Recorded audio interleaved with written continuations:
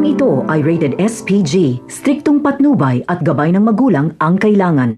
Inuna pa nga ni Rigor ang kanyang pride. Tinanggal niya si David sa kabaong at sa lamesa ito ibinurol. Labis ang iyak ni Rigor dahil labis umano ang panginsulto ni Tanggol. Dahil pagkatapos daw patay ni Tanggol si David ay binilhan pa ito ng mamahaling kabaong at bulaklak. Gigil na gigil si Tanggol habang pinapanood ang kabaliwan ni Rigor.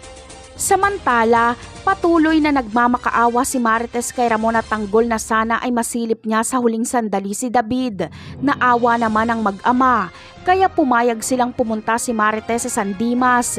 Pero nakaalalay lang si Ramon at Tanggol para kapag sinaktan ni Rigor si Marites ay maproprotektahan nila ito. At sa pagdating nga ni Marites sa burol ni David ay agad na nagkagulo. Galit na galit si Rigor kay Marites.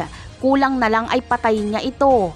Umawat si Mando pero sinuntok lang siya ni Rigor. At dito ay sinakal na ni Rigor si Marites. Hindi na nakatiis si Tanggol kaya napasugod na siya para upakan si Rigor. Magtutulong-tulong ang mga taga San Dimas para awatin si Rigor. Pero hindi magpapaawat si Rigor dahil pagkakataon niya nang mapatay si Tanggol.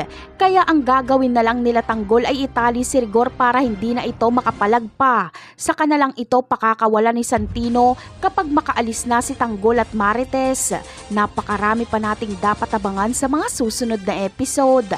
Paalam!